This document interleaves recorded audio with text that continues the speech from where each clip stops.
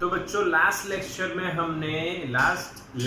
हमने क्या देखा था? हमने देखा था भाई लास्ट लेक्चर में centre of mass in 1D, centre of mass in 1D देखा था, बिल्कुल क्लियर कर दिया था 1D।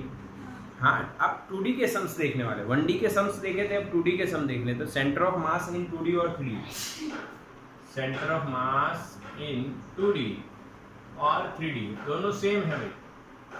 3D में 3 कंपोनेंट हो गए, 2D में 2 कंपोनेंट हो गए, और कोई फर्क नहीं होगा।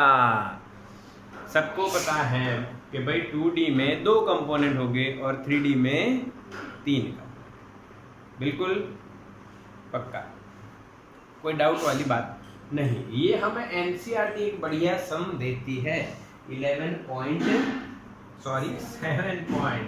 कहाँ से 7.1 नंबर का एक एग्जाम्पल है, बढ़िया। देखो पढ़ते हैं हम लोग, आप लोग सुनते हैं। Find the centre of mass of 3 particles at the vertices of an equilateral triangle. The masses of the particles are 100, 150 and 200 gram respectively. Each side of the equilateral triangle is 0.5 meter long. बच्चों बढ़िया question. अब triangle है जो वो बच्चों 2D body है, ये origin है और ट्राइंगल को मैंने यहाँ पे मान लिया इस तरह से। ये इक्विलेटरल है तो इसको आप यानी नाम दे सकते हो यहाँ पे A और यहाँ पे B। अब यहाँ पे आप मान लीजिए 100 ग्राम है जो M1 है, यहाँ पे मान लीजिए M2 150 ग्राम है, और यहाँ पे मान लीजिए M3, ये y एक्सिस M3 200 ग्राम है, और ईच साइड 0.5 मीटर की है क्योंकि ये इक्विलेटरल है। तो हमें क्या करना है बच्चों? हमें इसका सेंटर ऑफ मास निकालना है। कैसे निकालेंगे बच्चों बताओ? बस कुछ भी नहीं करेंगे सर, हम लोग 2D और 3D का इक्वेशन लगाएंगे और आंसर लाएंगे। तो जैसे ही मैं लिखता हूँ यहाँ पे, यानी हमारे पास 2 तरीके हैं। या तो आप RCM लिख के M1 R1 plus M2 R2 plus M3 R3 इस तरह से फाइंड करेंगे, या तो आप फिर अपना कंपोनेंट का हिसाब लगा लीजिए। हम लोग कंपोनेंट का हिसाब लगाएंगे, XCM और YCM निकालेंगे। अब आप सोचो कि 2 कंपोनेंट क्यों लिए भाई? क्योंकि ये 2D बॉडी है, इसीलिए हम 2 कंपोनेंट ले रहे हैं। अगर 3D बॉडी होती तो हम 3 कंपोनेंट लेते। ये 2D है इसीलिए 2 कंपोनेंट ले रहे हैं।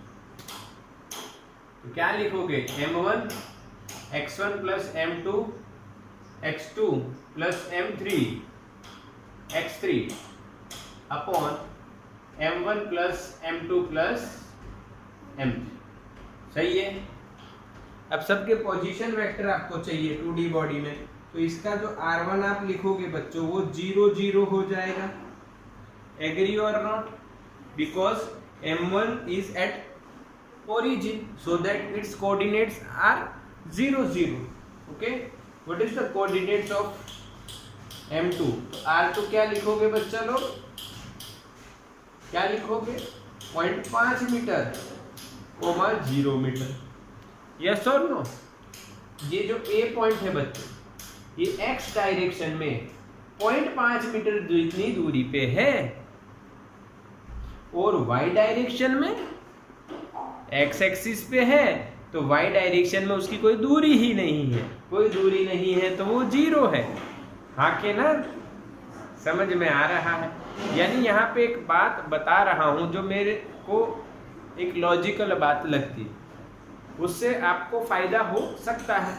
क्या फायदा हो सकता है? देखिए, जब आपको पूछा जाए X कोऑर्डिनेट तो उसका मतलब क्या होता है? X कोऑर्डिनेट का मतलब ये होता है बच्चों, perpendicular distance from Y axis. Agree और not? What is X coordinate of any point और any position perpendicular distance from Y axis and what is Y coordinate of any point perpendicular distance from X axis. तो बच्चों A point है हमारे पास, यहाँ पे A point है।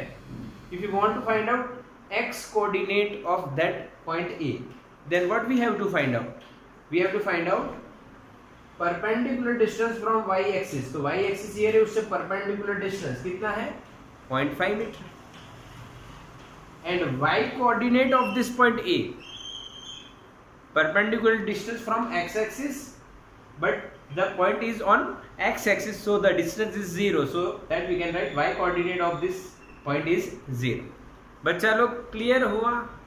Mind में एकदम क्लियर कर लो बच्चों, क्लियर कर लो, फील कर लो इसको, बिल्कुल समझ लो। आपको आना ही चाहिए, क्यों नहीं आएगा, बिल्कुल आएगा। ओके, अब बात करते हैं तीसरे पॉइंट की, जो ना x पे है, ना y पे है, ना ओरिजिन पे। तो इसका कोऑर्डिनेट क्या होगा? तो इसको मैं R3 लिखता हूं, ध्यान से समझिए। इसका पोजीशन यानी अगेन इसके दो component, perpendicular distance from y axis this one and perpendicular distance from x axis. तो ये हो गया, या यहां से आप लिख दीजिए, या तो आप ये लिखिए, या तो ये इस हिसाब से आप देख लीजिए, समझ लीजिए। ये वाला उसका x3 हो गया और ये वाला y3 हो गया। एग्री और नॉट? ये डिस्टेंस और ये डिस्टेंस तो सेम ही रहेगा, यस और नो? मैसेज करो बच्चा लोग, बच्चा लोग मैसेज कर दो फटाफट। आपको फील हुआ कि नहीं? हाँ, what are the coordinates of this point B? तो x3 and y3। What is x3? This one is x3। इस पॉइंट का x एक्सिस पे परपेंडिकुलर आपने निकाला और ये जो डिस्टेंस बना इसको x3 के, ये y3 हो जाएगा। तो ध्यान से देखना है, ये एंगल कितना होगा बताओ? ये एंगल बोलो, चलो जल्दी से, चलो जल्दी से। यस, देव का आंसर करेक्ट है बच्चों, 60 डिग्री। क्यों? क्योंकि भाई तीनों साइड सेम है तो इक्विलेटरल हो गया। इक्विलेटरल हो गया तो हर एंगल 60 का बन जाएगा। अब ये देखो यहाँ पे ये ट्राइंगल, थोड़ा सा ध्यान से फील करो। ये ट्राइंगल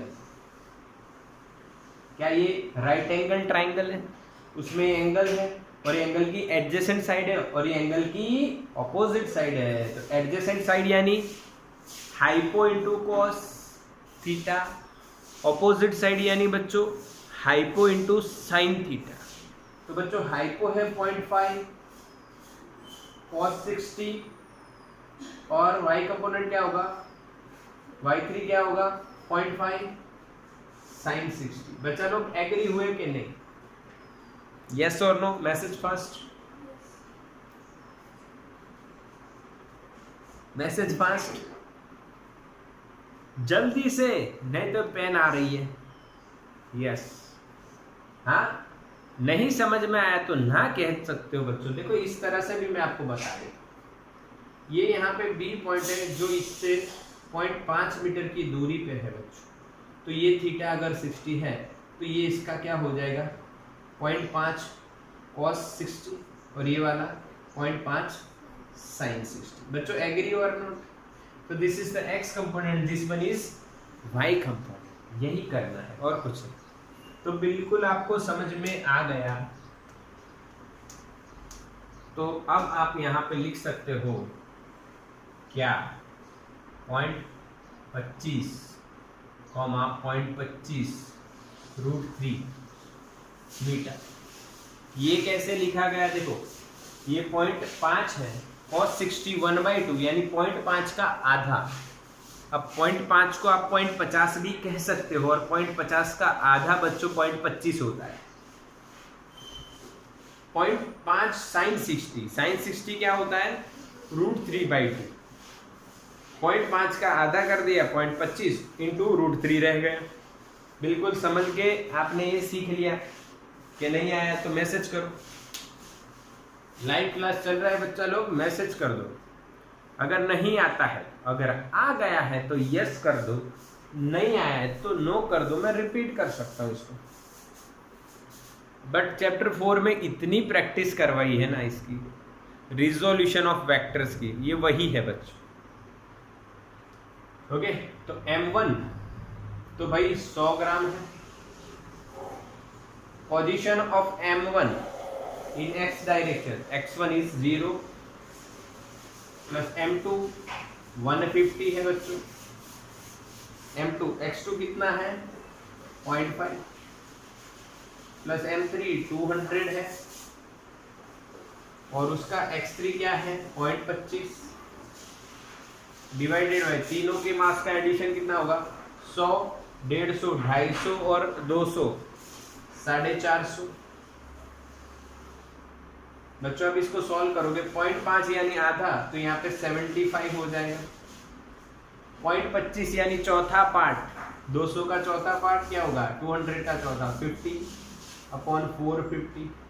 आप सॉल्व कर सकते हो इसको बेटा, 5 प्लस 7 और 5 12, तो 450। अभी दोनों ऊपर नीचे 25 के मल्टीपल में तो हैं। हाँ 25 को अगर इसको हम कट करते हैं तो यहाँ पे 5 आंसर आएगा। 25 4 जा 100, तो 25 5 जा 125। अब ये 450 है बच्चों, तो इसको थोड़ा सा हिसाब से सॉल्व करो। देखो मैं बताता हूँ, मेरा हिसाब बताता हूँ। 25 4 जा 100, 25 4 जा 100, यस और नो? हाँ के ना? तो 25 8 जा कितना होगा 200 होगा, यस और नो? 200 होगा, यस। तो 25 16 जा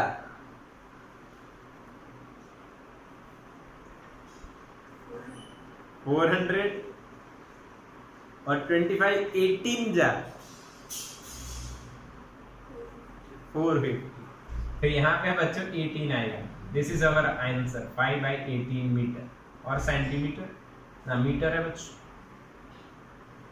क्या समझ में आया बच्चों? टेबल हमने कौन सा देखा, देखो इतना लंबा टेबल तो हमें मैथ्स ने भी नहीं सिखाया। 25 10 जा तक ठीक है 250, पर आप सर उससे भी आगे जा रहे हो। यस हम जा सकते हैं। दूसरा तरीका ये होता है मैथ्स करने का इसमें कि भाई 450 है तो 25 10 जा 250, तो 25 20 जा कितना होगा 500, 500 में से 50 यानी 2 25 निकाल दो, यानी 20 में से 18 हो गए, तो आप 18 भी लिख सकते हो। बस यहाँ पे आ जाइए, M1 Y1 plus M2 Y2 plus M3 Y3, यही करेंगे भाई y कंपोनेंट में, upon M1 plus M2 plus M3 बच्चा। M1 अगेन वही है 100, और उसका कोऑर्डिनेट देखो, y कंपोनेंट क्या है उसके कोऑर्डिनेट का 0।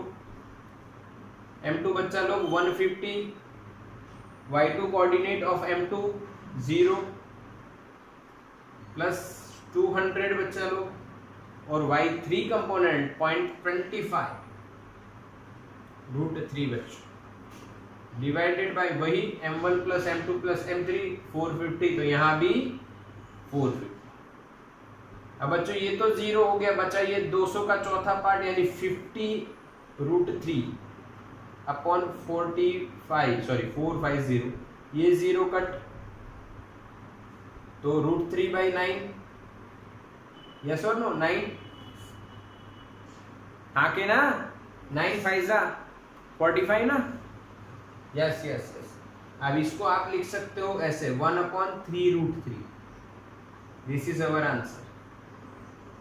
1/√, ये √3 है, तो 9 को क्या हम लिख सकते हैं 3 × 3, ऊपर √3 है, एक √3 कट करेंगे तो यहाँ पे √3, तो आंसर क्या आएगा 3 √3। बोलो समझ में आ रहा है बच्चों? This is the answer of this question. Centre of mass in 2D, पक्का के नहीं? स्क्रीनशॉट ले लो इसको बच्चा। अरे बच्चों स्क्रीनशॉट ले लो, बिल्कुल सिंपल तरीका है। आपको आ गया, मुझे भी आ गया, जो कि मुझे तो आता ही था। आंखें ना? Yes yes yes. चलो बढ़िया, done done done done. Okay, अब क्या करते हैं बच्चों, 2D और 3D में एक बढ़िया सा सम करवाता हूँ आपको।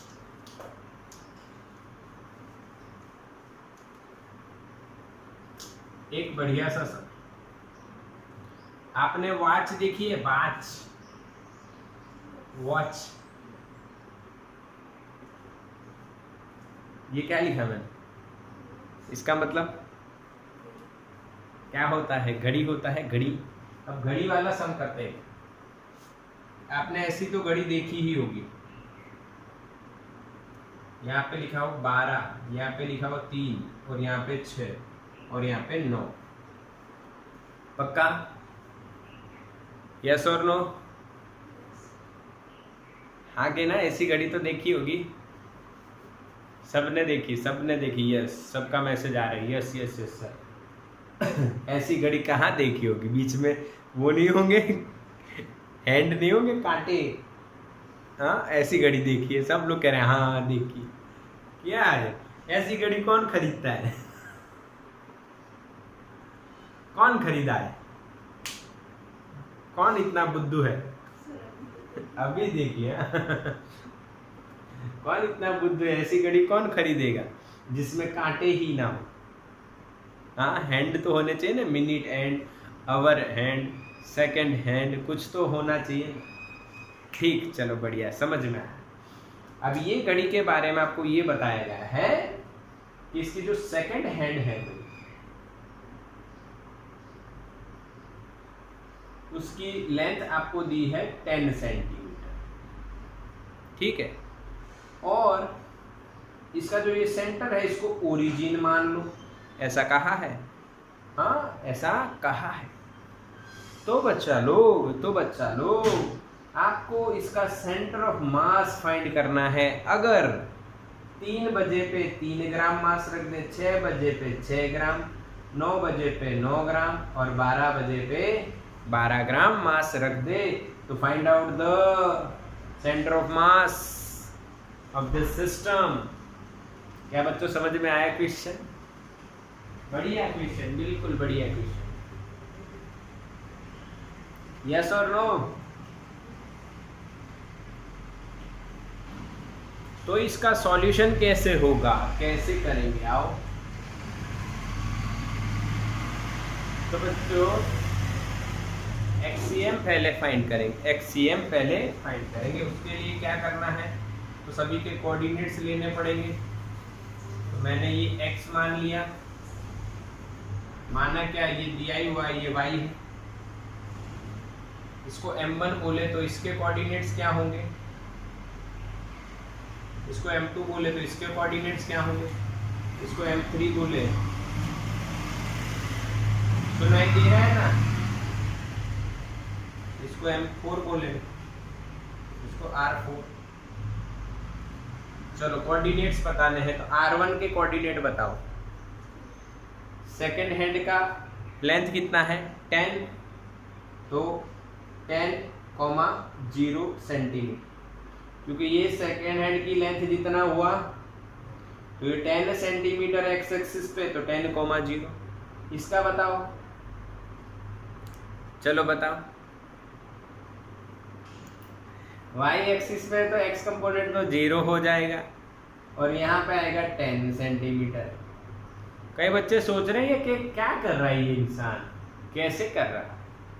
बच्चों जो सेकंड हैंड की लेंथ दी गई है वो आपको क्या मान लेनी है, centre to the mass distance. तो ये 10 है, ये 10 है, ये 10 है, ये 10 है। ओके, R3 के कोऑर्डिनेट्स बताओ बच्चों। -10 0, मीत पटेल राइट आंसर, क्योंकि 0 के इस साइड है तो -10 हुआ। तो चलो अब 6 का बताओ। यस, 0 -10 उस ऊपर वाले का ही लिखना है, पर ये ऊपर है ये नीचे, इसलिए -10। बच्चा लोग पता चल रहा है या bounce bounce bounce?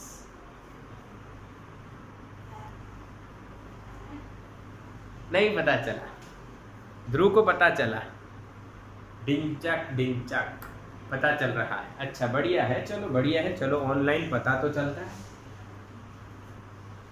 m1x1 plus m2x2 plus m3x3 plus m4x4 upon m1 plus m2 plus m3 plus m4। क्या बच्चों समझ में आया? क्यों ऐसा किया? क्योंकि 4 मास है, 4 मास है तो 4 पोजीशन वेक्टर्स हैं, तो 4 मास के लिए, 4 मास की सिस्टम के लिए तो सेंटर ऑफ मास ऐसे ही लिखा जाएगा। अब m1 कितना है तो 3 ग्राम, हम यहाँ से स्टार्ट किया है हमने 3 और उसका पोजीशन 10 प्लस m इधर आया है, अरे हाँ सही उल्टा चले हाँ मैंने उल्टा मान लिया, नहीं सही माना है, मैथ्स में ऐसे ही पॉजिटिव होता है ना। चलो ठीक, कोई दिक्कत नहीं। 12 और ये 0, ये 12 ग्राम और इसका x कंपोनेंट 0, ये 9 और इसका -10, तो 9 इंटू -10 बच्चों, ये 6 और इसका 0 है, न लिखो तो भी चले। नीचे टोटल मास कितना होगा बेटा? 6 और 3 9, 9 और 9 18, 18 और 12, 18 और 12 30। आके ना या ऐसे करो, 9 और 3 12, 12 और 12 24 और 24 और 6 30 आना है। अब आप इसको सॉल्व कर सकते हो, ये 30,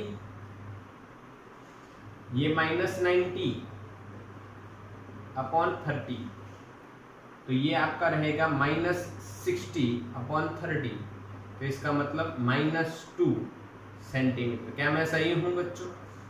कैलकुलेशन चेक कर लो, ओके, कुछ मेरी मिस्टेक हो। यस, तो क्या बच्चों इसी तरह हम YCM भी निकाल लेंगे? क्या बच्चों इसी तरह हम YCM भी निकाल लेंगे? YCM क्या होता है बच्चों?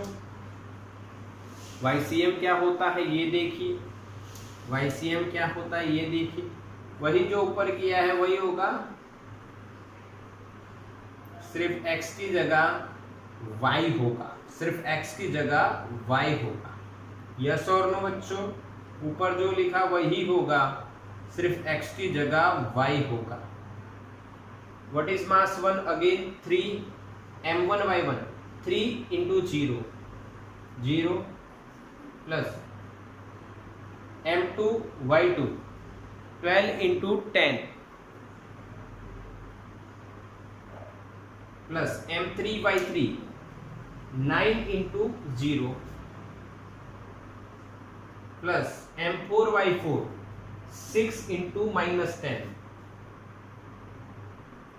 अपॉन टोटल मास जो ऊपर हुआ वही यहाँ होगा, कैलकुलेट करने की जरूरत नहीं है। 30, ये 0 यहाँ पे 120, ये 0 यहाँ पे -60 अपॉन 30, तो क्या बच्चों ये आंसर +2 आएगा? हाँ के ना? तो इसका मतलब सेंटर ऑफ मास कहाँ गया? x में -2 और y में +2, तो x में -2 यानी यहाँ पे और y में +2 यहाँ पे आ गया। This is the centre of मास। क्यों बच्चों? क्योंकि ये 12 और 9 3 और 6 से ज्यादा है, इसलिए आ गया। हाँ के ना? समझ में आया बच्चों? यस यस यस, बिल्कुल समझ में आ गई। ये +2 और ये -2, बिल्कुल पक्का क्लियर हुआ आपको? तो ये हमने 2D में एक और क्वेश्चन देखा, एक और क्वेश्चन, इसका स्क्रीनशॉट।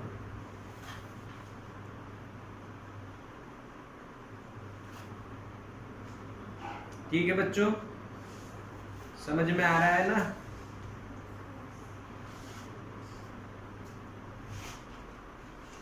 क्लियर?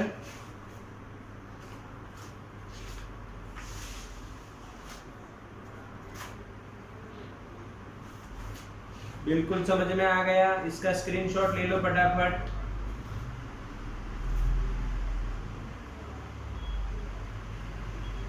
ओके, डन ना? यस।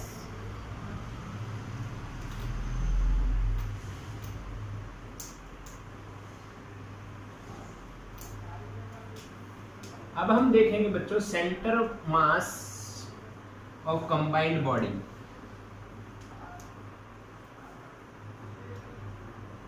यानी आपको 1D में आ गया, 2D में आ गया, आप कंबाइंड बॉडी हो तो कैसे निकालना है। उससे पहले एक बात समझ लीजिए, अगर कोई यूनिफॉर्म बॉडी है, जैसे कि मैंने लिखा ये, अभी हम लिखा यहाँ पे क्या करने वाले हैं, centre of mass of combined body. यानी जब दो बॉडी इकट्ठा हो जाती हैं तो सेंटर ऑफ मास कितना होता है, या 2 या 2 4 या 6 जितनी भी हो, कंबाइंड हो जाए तो कैसे निकालना है। तो उससे पहले ये बताइए, ये x है, ये y है, ये 2 सेंटीमीटर का स्क्वायर है, ये ओरिजिन है। बताओ इसका सेंटर ऑफ मास का पोजीशन वेक्टर क्या होगा।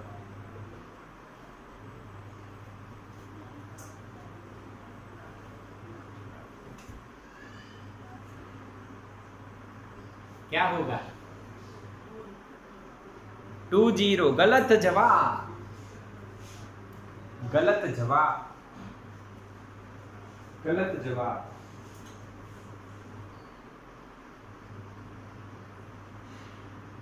गलत जवाब।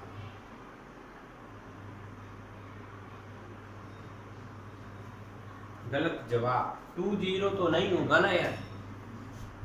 हाँ 10, इसका सही जवाब है बच्चा। यहाँ पे होगा सेंटर में, होगा सेंटर ऑफ मास। अब ये यूनिफॉर्म शेप है भाई, यूनिफॉर्म शेप है ना, तो उसका सेंटर में होता है। यानी आपको यहाँ पे इसका 1 1 लिख देना है, खत्म। आया कि नहीं? बीच में कहाँ होगा? बीच में। दिमाग में ये स्टोर कर लो, कहाँ होगा सेंटर ऑफ मास? बीच में। अच्छा चलो मैं ऐसे करता हूँ, ऐसे करते हैं, ऐसे। एक और क्वेश्चन, ये एक डिस्क है या रिंग है, जो भी आप मानो, जिसका डायामीटर 6 सेंटीमीटर है। बताओ इसका सेंटर ऑफ मास का पोजीशन वेक्टर, जो सेंटर ऑफ मास आरसीएम लिखते हो, वो क्या होगा?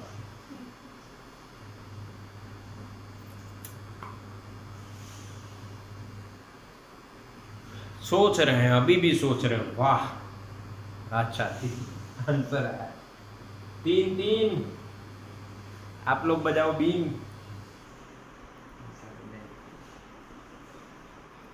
आप लोग 3 ही आएगा ना। चलो अब आपका टेस्ट लेते हैं। बढ़िया, यह आंसर जो देगा उसको इनाम मिलेगा, मेरे से हाथ मिलाने का मौका। कोरोना में ये सबसे बड़ा इनाम है। मेरे से हाथ मिला पाओगे आप, आपको इतनी इनाम मिलने वाला है। चलो ठीक। अब वो 2 वाला जो है ना अपना 2 सेंटीमीटर वाला स्क्वायर जो यहाँ था, अब वो ओरिजिन से 1 सेंटीमीटर दूर रख दिया जाता है। तो बताओ इसका सेंटर ऑफ मास कहाँ होगा इस बॉडी का? ये प्लेट है, स्क्वायर प्लेट। चलो बताओ, चलो बताओ। 2 वाह 2 वेरी बैड। थोड़ा सा दिमाग तो लगाओ। 2 आंसर दे रहे हो बच्चों, थोड़ा सा।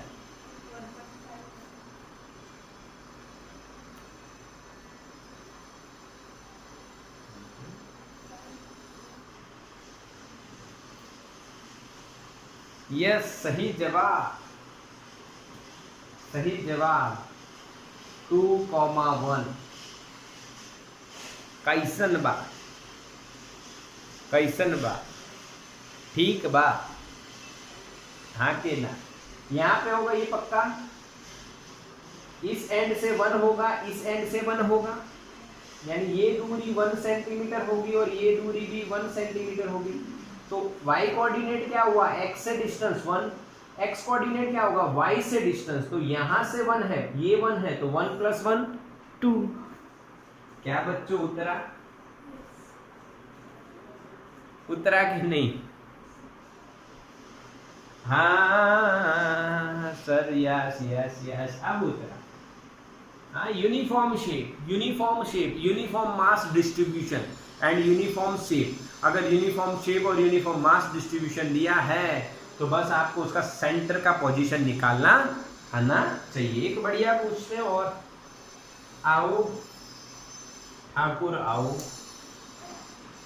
क्या करोगे?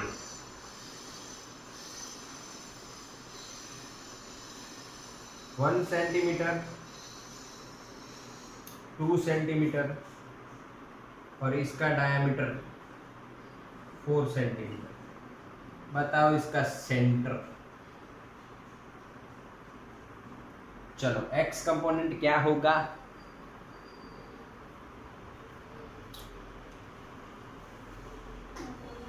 बढ़िया क्वेश्चन, बढ़िया बढ़िया, जबरदस्त जबरदस्त क्वेश्चन। 4 3 2 3 1 3 3 2 4 5 अलग अलग आंसर। मैं लिखता हूँ RCM मैं लिखता हूँ। हाँ, कितना लिखेंगे? डायग्राम थोड़ा सा मोटा बनाना चाहिए था, इसको 2 कर देते हैं भाई, नहीं तो फील नहीं आएगी। 2 करो। अब बताओ, अगर मैं 4 रखता ना, अगर मैंने 4 रखता ना तो ये डायग्राम मुझे यहाँ पे टच करना पड़ता, तब जाके 4 सही लगता, नहीं तो आंसर तो दे देते पर फील नहीं आती। चल अब देखो, क्या यहाँ पे 1 लिखना चाहिए हमें? अच्छा 2 बता रहे हो आप लोग?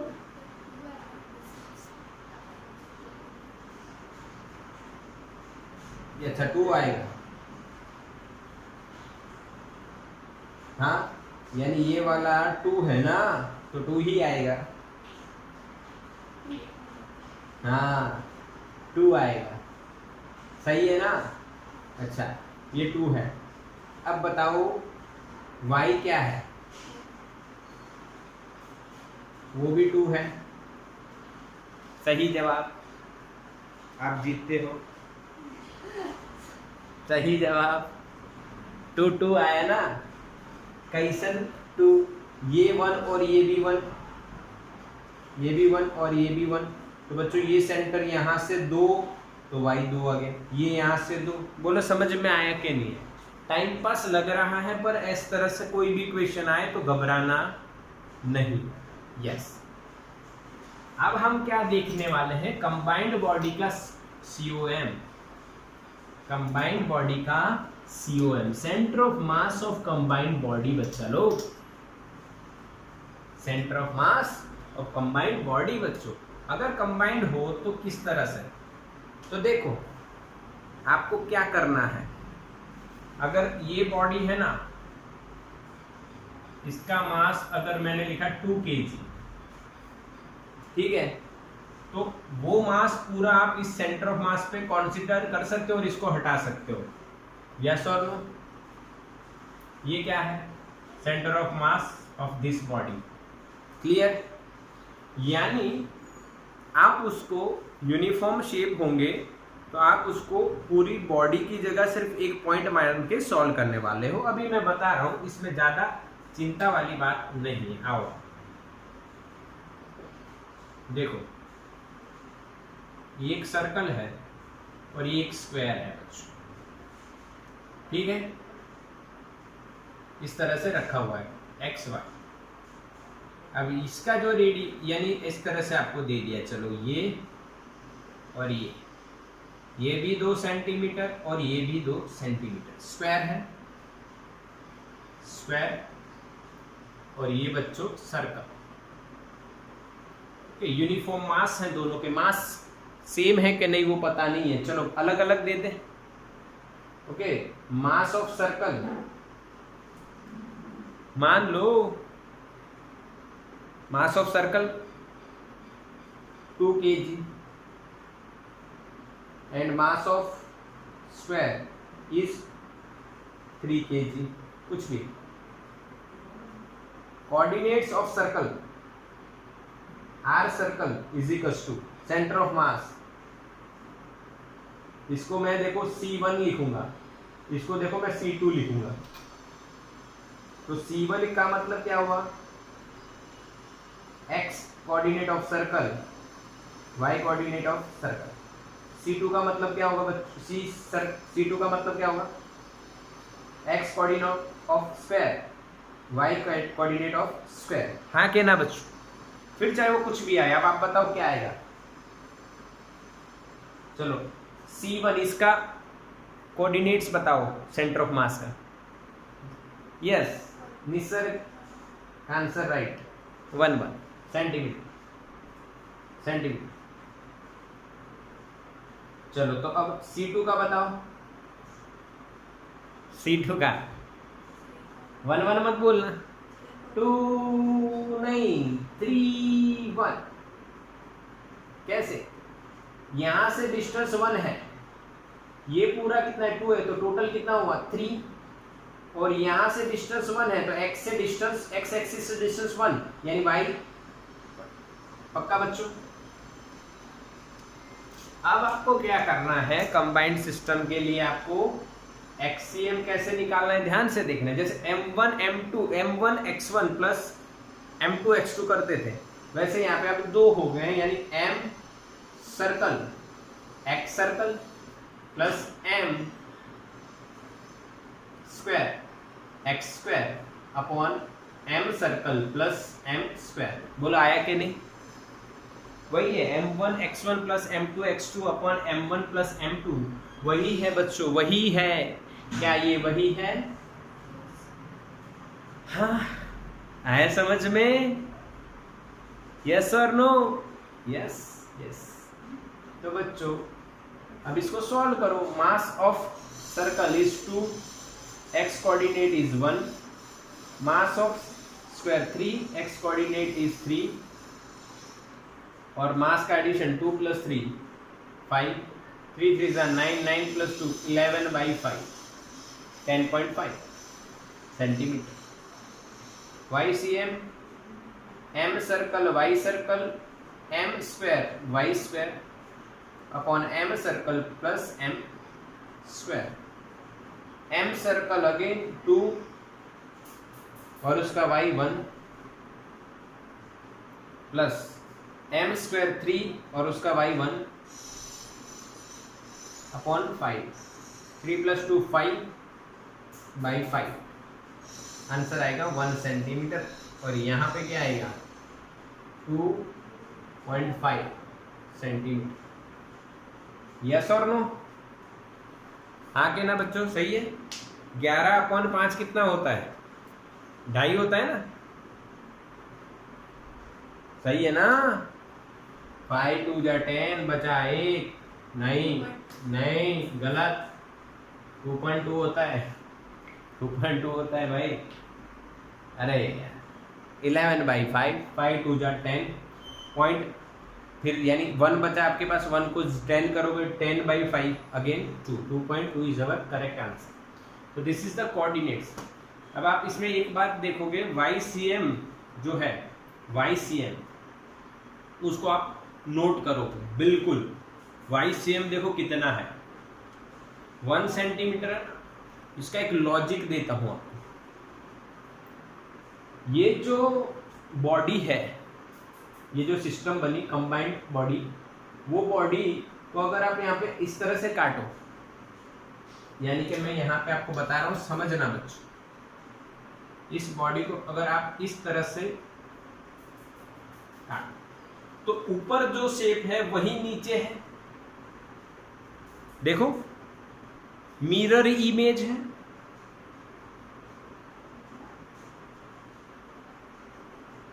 हाँ, जिसके अराउंड मिरर इमेज बनती हो वहां पे उस डायरेक्शन में, उस यहां पे मिरर इमेज बन रही है अबाउट हॉरिजॉन्टल, हाँ, यानी एक्स एक्सिस की डायरेक्शन में अगर मिरर इमेज बन रही है, एक्स एक्सिस की डायरेक्शन में अगर आप लाइन खींचो और मिरर इमेज बन रही है, तो उसका वाई कोऑर्डिनेट डायरेक्टली मिल जाएगा। इसका मतलब इसकी टोटल ये विड्थ कितनी होगी बच्चों, 2/2 1। यस और नो? मेरी बात समझ रहे हो कि नहीं? मेरी बात समझ रहे हो बच्चों? यस और नो फटाफट मैसेज करो, फटाफट। क्या ये बात आप समझे? समझे कि नहीं? यस। यानी ये है एक method of finding centre of mass of symmetric body. If the body is symmetric about x axis और horizontal, then you will get YCM directly. If body is symmetric about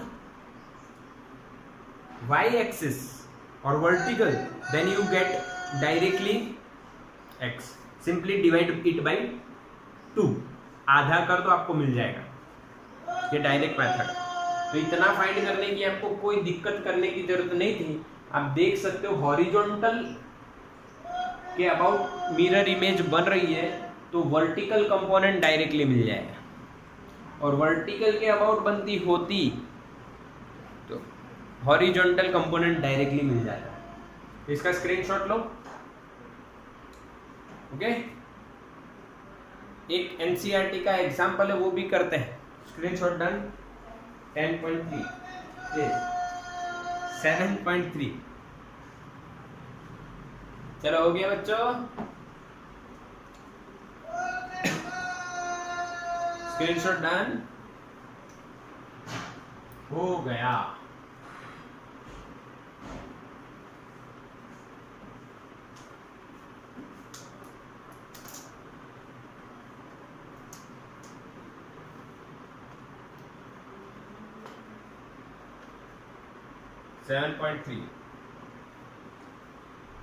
question read करने से पहले हम diagram बनाते फिर read करते हैं। X Y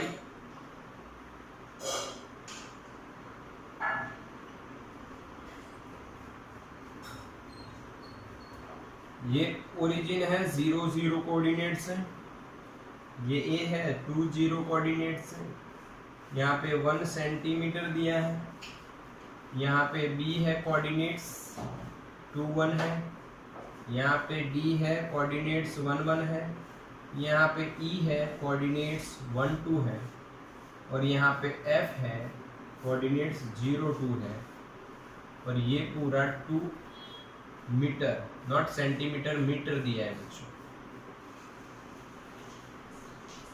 अब क्वेश्चन पढ़ते हैं। देखो क्या है। Find the centre of mass of a uniform L shaped lamina, a thin flat plate with dimensions as shown in the figure. The mass of the whole lamina is 3 kg. यानी mass total इस system का 3 kilo हमें दिया है।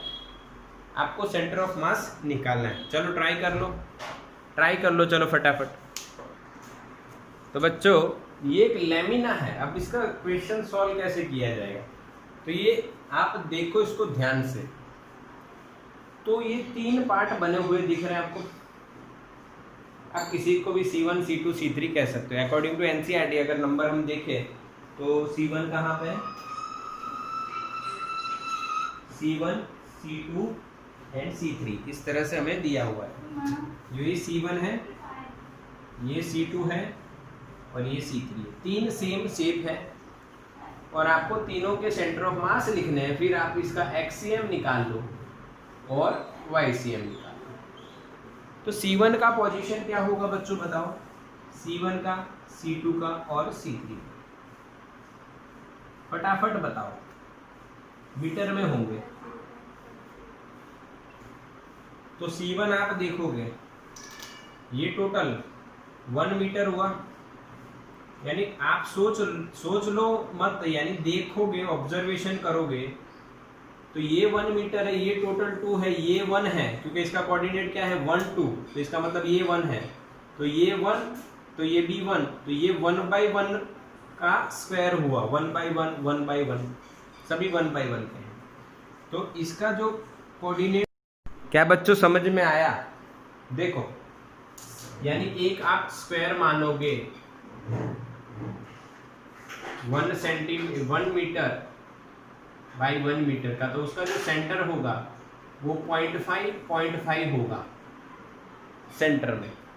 यहाँ से इसकी हर side से आप कोई भी साइड, यहाँ पे ओरिजिन मानो तो ये 0.5 और ये भी 0.5, ये ओरिजिन पे रखा है तो ये 0.5 हो गए, पर ये ओरिजिन से एक्स एक्सिस पे 1 मीटर इधर आ गया, तो एक्स एक्सिस पे भी 0.5 ही होगा यहाँ पे दोनों पे, पर ये एक्स एक्सिस पे 1 मीटर और इधर आ गया, तो एक्स डायरेक्शन में 1 मीटर ऐड हो जाएगा, 0.5 यानी 1 मीटर यानी 1.5, ये पोजीशन यहाँ से 1.5, यहाँ से 0.5 यानी y component 0.5। C3 x position x से सॉरी पहले x कंपोनेंट यानी y से डिस्टेंस कितना 0.5 और y कंपोनेंट यानी x से डिस्टेंस 1.5, पक्का ना? क्लियर हुआ? मैसेज करो बच्चा लोग।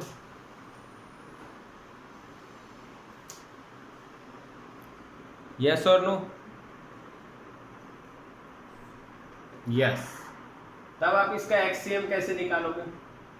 m1 x1 plus m2 x2 plus m3 x3 upon m1 plus m2 plus m3। Okay, तो बच्चों लोग m1 कितना है? तो तीनों का 3 है, तो m1 1 का 1 मानेंगे ना, 3 यूनिफॉर्म है, और x1 0.5 प्लस m2 कितना 1 और m2 का x2 1.5, m3 भी 1 और उसका x3 0.5, तीनों का मास का एडिशन 1 प्लस 1 प्लस 1 3 है, 0.5 plus 1.5 2 2.5 by 3, that means what? 5 by 6, this is answer। ये 2.5 यानी 5/2 और 5/2 और नीचे 3 पहले से, तो 2 3 जा 6।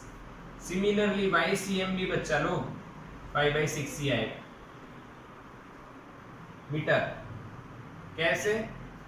देखो ये इनका जो एडिशन होना है वो ही इनका होना है, यानी 1 1 1 तो है, उसका कोई मतलब नहीं, आप सॉल्व करोगे तो आपको सेम आंसर मिलेगा। बोले समझ में आया बच्चों?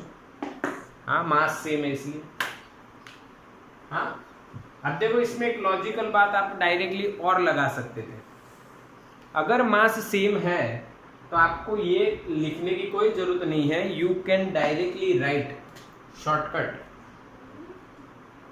मास सेम है तो एक्ससीएम आप लिखोगे x1 plus x2 plus x3 by 3, that means 5/6, 0.5 1.5 2 और 2.5 बाई 3, दैट मीन्स 5/6। बोलो आया क्या नहीं बच्चा? यस, मास सेम है तो आप सीधा ये लिख सकते हो। तो बच्चों क्या कंबाइंड बॉडी का सेंटर ऑफ मास निकालना आज आपको आ गया? यस, स्क्रीनशॉट लो इसका, और भी क्वेश्चंस हो सकते हैं। और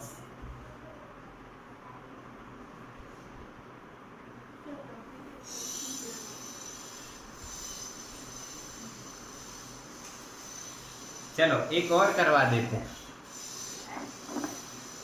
एक और बढ़िया सम करवाते हैं। बढ़िया, बढ़िया का मतलब होता है अच्छा, अच्छा का मतलब होता है सुंदर, सुंदर का मतलब होता है सम।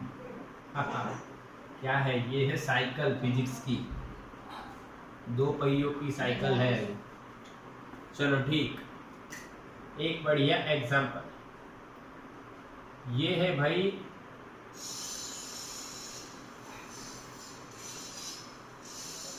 क्या लिखा है बताओ?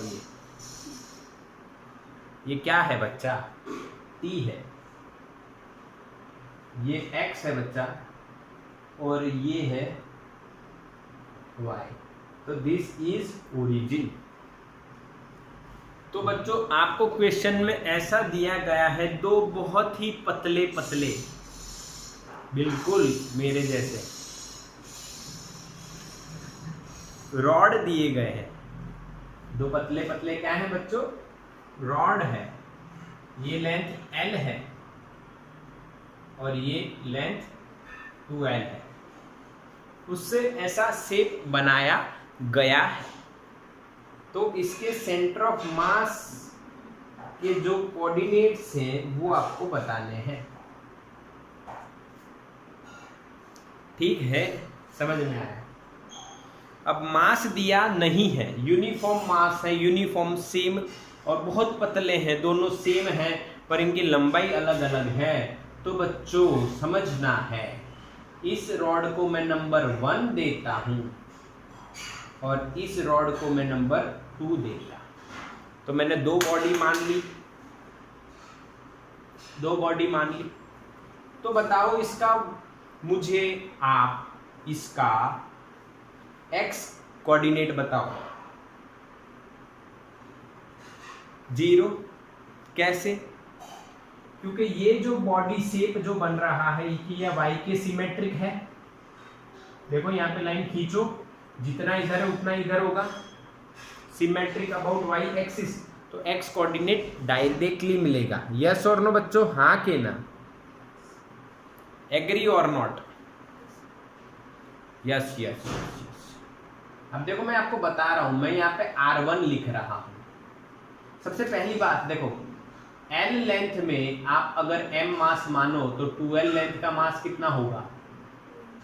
ये पहले के लिए और ये दूसरे के 2m होगा। ये मास की झंझट गई ना बेटा?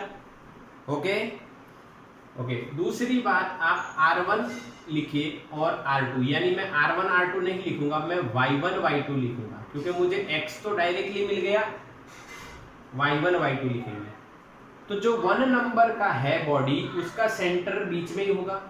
तो X एक्सिस से कितनी दूरी पे है? 2L। क्या बच्चों मेरी बात समझ में आ रही है? अब उसका Y2 बताओ, इसमें Y2 बोलो, चलो फटाफट Y2 बताओ। Y2 यानी सेकंड नंबर की जो बॉडी है, रॉड है। Yes very good, L।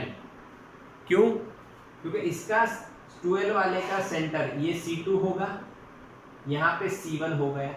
तो C2 कितनी दूरी पे होगा? यूनिफॉर्म है तो बीच में। ओके। अब आप YCM क्या लिखा हो भाई? M1 Y1 plus M2 Y2 upon M1 plus M2। M1 is M और उसका Y1 2L, M2 is 2M और उसका Y2 L upon M plus 2M 3M।